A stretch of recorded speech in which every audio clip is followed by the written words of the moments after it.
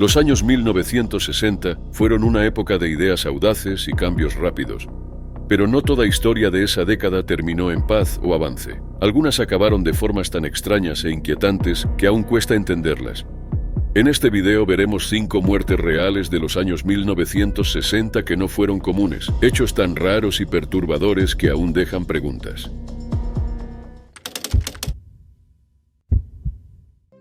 Era el 19 de junio de 1960 en el circuito de Spa-Francorchamps, en Bélgica. Alan Stacey, un piloto británico de 26 años, competía en el Gran Premio de Bélgica con su Lotus 18 Climax. Marchaba sexto en la vuelta 25, a unos 120 millas por hora. Si mantenía esa posición, lograría su primer punto en el Campeonato Mundial de Fórmula 1, un hito enorme en su carrera. Pero Alan jamás llegó a la meta. Alan no era como los demás pilotos. A los 17 perdió la parte baja de su pierna derecha en un accidente en moto. Aún así no abandonó las carreras. Con una pierna artificial creó un sistema especial, un acelerador de puño montado en la palanca de cambios, que le permitía manejar sin usar el pie derecho. Su amigo, el periodista Javi Kronbach, pensaba que eso hacía más difícil pilotar en Fórmula 1, pero Alan no se dejaba frenar. Construyó él mismo su primer auto de carreras, un Lotus Mark VI, y tras lograr buenos resultados pasó a un Lotus 11. Su habilidad y determinación llamaron la atención de Colin Chapman, fundador de Team Lotus, quien le dio un volante profesional en 1957. Alan corrió en pruebas como las 24 horas de Le Mans y en varios circuitos británicos, sumando victorias y podios que demostraban su talento. En 1958, debutó en Fórmula 1 en el Gran Premio de Gran Bretaña en Silverstone, pero su auto se sobrecalentó y debió abandonar. Al año siguiente terminó octavo en Aintree, su única carrera completa en la categoría. Los problemas mecánicos lo perseguían, pero seguía trabajando con el equipo para mejorar. Para 1960, Alan fue ascendido a segundo piloto de Team Lotus, detrás de Ines Ireland. La temporada empezó mal en Argentina, aunque pronto mostró potencial. Terminó cuarto en una carrera fuera de campeonato en Silverstone. En Zandvoort marchaba tercero hasta que falló la transmisión, arruinando su mejor actuación en Fórmula 1. Aún así miraba adelante. Bélgica sería la siguiente prueba. Ese fin de semana en Spa tenía un clima oscuro. En los entrenamientos, Stirling Moss sufrió heridas graves en un choque en Bournonville, y Mike Taylor se estrelló cerca de Stavelot, terminando su carrera. Pero la competencia siguió. Alan largó desde el fondo y subió rápido hasta el octavo lugar. En la vuelta 20 llegó otra tragedia. Chris Bristow, piloto británico, perdió el control en Bournonville y murió al instante en un choque brutal. Alan continuó, ahora séptimo. Cuando Wolfgang von Trips abandonó, Alan pasó a sexto, finalmente cerca de su primer punto mundial, y llegó la vuelta 25. Alan atravesaba Bournonville a 120 millas por hora cuando un ave golpeó de lleno su casco. Los espectadores vieron el impacto. El golpe probablemente lo dejó inconsciente o gravemente herido. El auto se desvió, golpeó un terraplén, atravesó setos y terminó en un campo. Alan salió despedido y murió pocos minutos después, a escasos metros de donde Bristow había perdido la vida momentos antes. Algunos testigos creyeron que el impacto del ave lo mató en el acto. Otros pensaron que fue el choque, pero todos coincidían en que el ave fue la causa. Años más tarde, su compañero Ines Ireland confirmó que un pájaro había golpeado el rostro de Alan justo antes del accidente. La muerte de Alan fue una de las más extrañas en la historia del automovilismo. Ese fin de semana, 4 pilotos quedaron heridos de gravedad o fallecieron, y aún así la carrera siguió adelante. Alan, que había superado una discapacidad y constantes fallas mecánicas para llegar a la Fórmula 1, tenía solo 26 años. Una semana después debía correr en Le Mans junto a Ireland. Tras su muerte, su amigo John Whitmore ocupó su lugar. Su primer auto, el Lotus Mark VI que él mismo construyó, sigue conservado por su familia. La historia de Alan Stacey se recuerda como uno de los episodios más trágicos y extraños del deporte motor. Era el 17 de agosto de 1966, en Campos dos Goytacazes, Brasil. 2 técnicos en electrónica, Miguel José Viana de 34 años y Manuel Pereira da Cruz de 32, Dijeron a sus familias que irían a São Paulo a comprar equipo y quizá un vehículo nuevo para trabajar. Eran expertos en instalar transmisores de televisión. Llevaban dinero y parecían concentrados en su tarea, pero nunca fueron a São Paulo. Desaparecieron. 3 días después, sus cuerpos aparecerían en uno de los misterios más extraños de Brasil. Esa tarde Miguel y Manuel subieron a un autobús, pero no rumbo a São Paulo. Viajaron a Niterói, cerca de Río de Janeiro, llegando alrededor de las 2:30 de la tarde. Según testigos, primero pasaron por una tienda de electrónica. Luego compraron 2 impermeables negros en una ferretería. Después fueron a un bar y compraron una botella de agua. La camarera dijo que Miguel se veía ansioso y revisaba su reloj como si esperara algo. Fue la última vez que los vieron con vida. Algunos testigos afirmaron después haber visto a los hombres subir a un jeep con 2 desconocidos antes de dirigirse al Morro do Vintém. En algún punto los 2 técnicos siguieron a pie, subiendo entre la vegetación espesa de la cima. Los acompañantes jamás fueron identificados. El 20 de agosto, un niño llamado Jorge da Costa Alves subió al Morro do Vintém para volar su cometa. Mientras exploraba, se topó con una escena que lo marcaría. Tendidos uno junto al otro estaban los cuerpos de 2 hombres vestidos con trajes formales y impermeables negros. Ambos llevaban extrañas máscaras de plomo sobre los ojos, como gafas toscas. El niño corrió a buscar ayuda. Llegar a los cuerpos fue difícil. El terreno era empinado y la policía solo logró subir al día siguiente. Al hacerlo, encontraron la escena tal como se había descrito. Los 2 hombres sobre hojas de palma, sin heridas visibles, sin sangre ni señales de lucha. Cerca había una botella de agua vacía y 2 toallas húmedas. El objeto más inquietante era una pequeña libreta. Contenía apuntes técnicos de electrónica y una instrucción perturbadora. A las 4:30 estar en el lugar indicado. A las 6:30 ingerir cápsulas. Tras efecto, proteger metales. Esperar señal máscara. La letra no coincidía con la de ninguno de los 2. Los cuerpos fueron confirmados como Miguel y Manuel, pero las respuestas eran pocas. La oficina forense estaba saturada y retrasó la autopsia varias semanas. Para entonces los órganos estaban demasiado descompuestos para analizarlos. Nunca se hizo toxicología. La causa de muerte quedó sin determinar. Luego se admitió que los órganos se habían dejado pudrir. Algunos investigadores creían que quien halló primero los cuerpos pudo haber robado el dinero. Jamás apareció. Sin causa clara surgieron teorías. Un amigo aseguró que ambos pertenecían a un grupo científico espiritista que intentaba contactar entidades desconocidas. Las máscaras de plomo serían para protegerse de una luz intensa durante el ritual. Las cápsulas quizá contenían sustancias alucinógenas. La policía halló materiales de máscaras y libros de espiritualismo en sus casas. Esa misma noche, vecinos reportaron luces brillantes sobre el morro. Algunos dijeron ver objetos suspendidos. Un investigador francés, Jacques Vallée, visitó luego el lugar y afirmó detectar rastros de radiación en el suelo. Sugirió un posible encuentro con algo no humano. Otros lo descartaron diciendo que las luces podían ser relámpagos de una tormenta. Algunos especularon que pudieron morir por un rayo, pero no había quemaduras que lo respaldaran. Otra teoría decía que alguien los engañó, les dio cápsulas dañinas y los robó. Otros creían que realizaban un experimento peligroso relacionado con radiación. Todas las teorías tienen vacíos, y la verdad sigue sin saberse. El caso se cerró tras 3 años sin resolución. Era el 3 de enero de 1961 en el frío desierto de Idaho. 3 hombres, los especialistas del ejército John Burns y Richard McKinley y el suboficial de la Marina Richard Legg, llegaron para su turno nocturno en un pequeño reactor nuclear llamado SL-1. Estaba a unos 65 kilómetros al este de Idaho Falls, en un área solitaria llamada Lost River Desert, a solo 5 millas de un pueblo conocido como Atomic City. Su tarea era simple: mantenimiento rutinario para reiniciar el reactor tras las fiestas. Pero antes de que terminara la noche, los 3 perderían la vida en el primer accidente nuclear mortal de los Estados Unidos. El SL-1 era un proyecto experimental del ejército en plena Guerra Fría. Buscaba crear un reactor pequeño para alimentar bases de radar y comunicaciones en zonas remotas. Compacto, fácil de operar y de transportar, algo que soldados comunes pudieran manejar sin años de entrenamiento. El reactor estaba dentro de un silo de acero.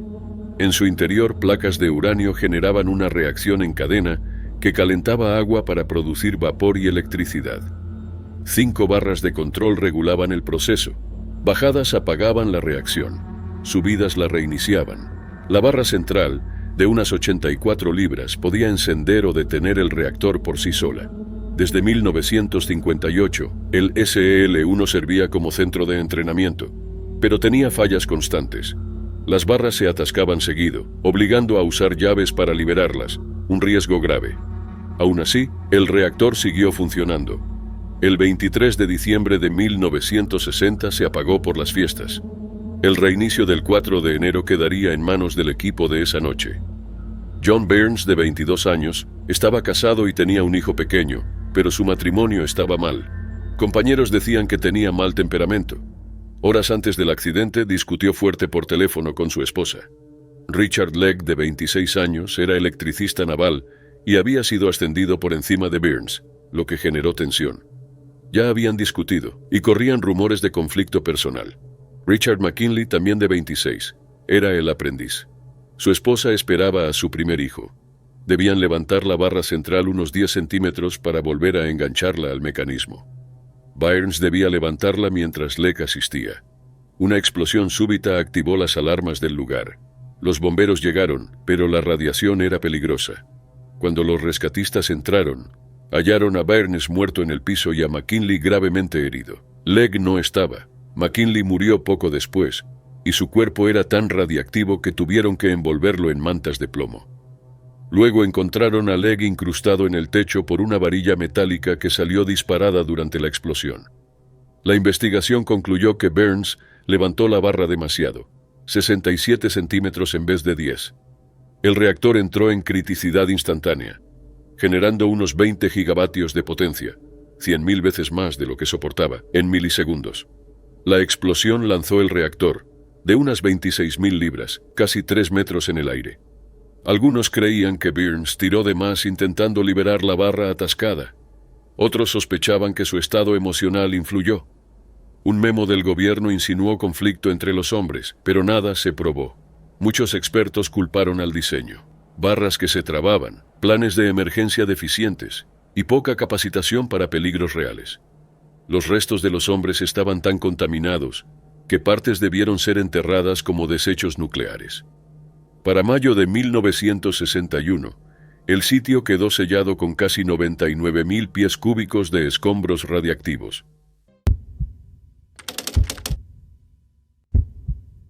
Era el 5 de mayo de 1968 en Hollywood, California. Albert Decker, actor de 62 años conocido por sus papeles intensos, acababa de filmar The Wild Bunch. Estaba separado de su esposa de 25 años, la actriz Esther Guerini, y salía con Geraldine Saunders, una modelo que más tarde crearía The Love Boat. Cuando Geraldine pasó varios días sin noticias suyas, se preocupó. Tras llamar a amigos sin obtener respuestas, pidió al administrador del edificio que abriera su departamento. Lo que encontraron allí se convirtió en uno de los misterios más inquietantes de Hollywood. Albert Decker nació el 20 de diciembre de 1905 en Brooklyn, Nueva York. Hijo único de Thomas y Grace Decker, descubrió la actuación en la secundaria. Estudió premedicina en Bowdoin College, pero cambió de rumbo. En 1927 debutó en teatro y pronto llegó a Broadway, actuando en Marco Millions de Eugene O'Neill. Una década después se mudó a Hollywood, apareciendo en The Great Garrick y luego en Dr. Cyclops, donde interpretó a un científico que encoge personas, un papel que lo hizo famoso. Durante las décadas de los 40 y 50, Decker actuó en más de 100 películas, trabajando con Marlene Dietrich, Cary Grant y John Wayne. Solía interpretar villanos o personajes serios, pero su talento le ganó respeto. Fuera de la actuación era muy activo políticamente. En 1944 fue elegido para la Asamblea del Estado de California, apoyando derechos civiles y protección laboral. Durante el macartismo criticó abiertamente a Joseph McCarthy, lo que llevó a que lo incluyeran en listas negras durante años. Decker volvió luego a Broadway, actuando en Death of a Salesman y A Man for All Seasons. Colegas lo describían como serio, inteligente y profesional, ajeno a escándalos, pero su vida personal tuvo tragedias. Él y Esther tuvieron 3 hijos, y en 1957 su hijo John, de 16 años, murió en un accidente con un arma, devastando a la familia. La pareja se divorció en 1964. Para 1968, Decker había terminado The Wild Bunch, donde interpretaba a un detective ferroviario despiadado. Algunos compañeros de elenco lo recordaban como difícil e impredecible, diciendo que hacía comentarios extraños sobre ser médico y querer ayudar en África. Tras el rodaje regresó a su departamento en Hollywood, pero a inicios de mayo dejó de contestar las llamadas de Geraldine. Cuando entraron al baño, lo encontraron sin vida en circunstancias extremadamente inusuales. El cuerpo estaba arrodillado en la bañera, con ataduras y marcas en la piel. Tenía una bufanda sobre los ojos y la puerta estaba cerrada por dentro. Cerca faltaban unos $70,000 en efectivo y equipo fotográfico, aunque no había señales de entrada forzada. El forense dictaminó muerte accidental por una práctica privada que salió mal. No había sustancias ilegales en su cuerpo ni señales de que planeara suicidarse. Geraldine y Benjamin, hijo de Decker, dudaron de la versión oficial. Creían que alguien más pudo haber estado allí y haber huido cuando la situación se descontroló. El dinero faltante solo aumentó las sospechas. Cuando la noticia salió a la luz, los tabloides explotaron cada detalle, eclipsando décadas de trabajo y valentía política. Actores colegas cuestionaron públicamente el informe, considerándolo imposible. Hasta hoy el caso sigue sin resolverse. Algunos creen que fue un accidente trágico con otra persona involucrada. Otros piensan que la escena fue montada para ocultar un crimen. Decker fue cremado y sus cenizas descansan en Nueva Jersey. Su estrella en Hollywood permanece, aunque su legado estuvo a punto de ser borrado por el escándalo. La muerte de Albert Decker sigue siendo una de las historias más oscuras y desconcertantes de Hollywood. Un final tan complejo y misterioso como el propio hombre. Era el 4 de mayo de 1961 en el Golfo de México, cerca de Pensacola, Florida. El teniente comandante Víctor Alonso Prater Hijo, un cirujano de vuelo naval de 34 años, acababa de completar una de las misiones más peligrosas jamás intentadas. Junto al comandante Malcolm Ross, ascendió a 113.740 pies en un globo enorme, más alto que cualquier ser humano antes. Durante casi 10 horas soportaron temperaturas de menos 94 grados Fahrenheit y una presión mínima. Habían llegado al borde del espacio. La misión fue un éxito total. El traje espacial funcionó perfecto, pero mientras Víctor esperaba en la góndola a que un helicóptero lo rescatara, le quedaban solo minutos de vida. Víctor nació el 4 de junio de 1926 en Lapeer, Michigan. Creció en una familia de clase media con sus padres Víctor padre y Gladys May Force. A los 17 entró en Tufts College y en el programa de oficiales W-12 de la Marina durante la Segunda Guerra Mundial. Entre 1943 y 1945 estuvo destinado en Honolulu, Hawái. Tras la guerra volvió a Tufts para estudiar medicina y obtuvo su título en 1952. Durante 2 años trabajó como médico civil.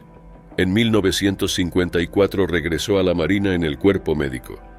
Primero lo asignaron a Pensacola, Florida, y luego a San Diego, California, donde se formó en medicina aeronáutica y obtuvo calificación para volar aviones y helicópteros, algo poco común para un médico. Quería comprender los mismos riesgos que enfrentaban los pilotos. Luego sirvió 3 años como oficial médico en el portaaviones USS Shangri-La, seguido de un puesto en Marruecos como cirujano de vuelo.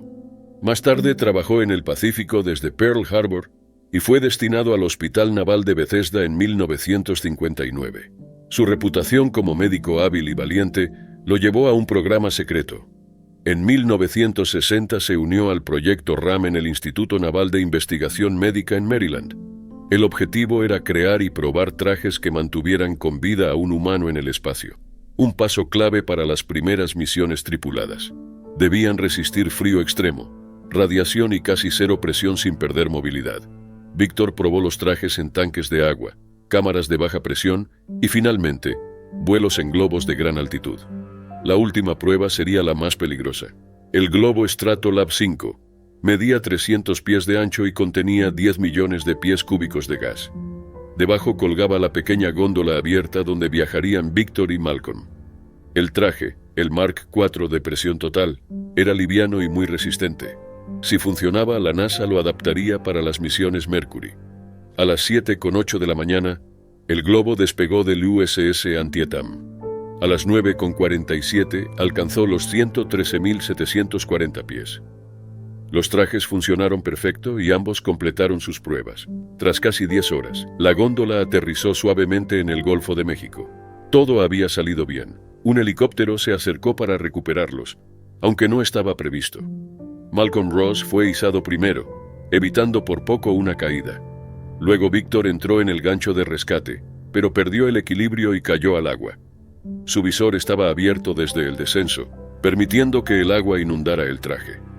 Los rescatistas no notaron el peligro hasta que fue tarde. Víctor se ahogó en minutos, muriendo en aguas poco profundas después de sobrevivir casi al espacio. El presidente John F. Kennedy llamó luego a su esposa Virginia y lo honró con la Cruz de Vuelo Distinguido de la Marina. Fue enterrado en el Cementerio Nacional de Arlington. El récord de altitud de ese día sigue vigente. En 1962 se creó el premio Victor A. Prather para quienes impulsan la seguridad espacial.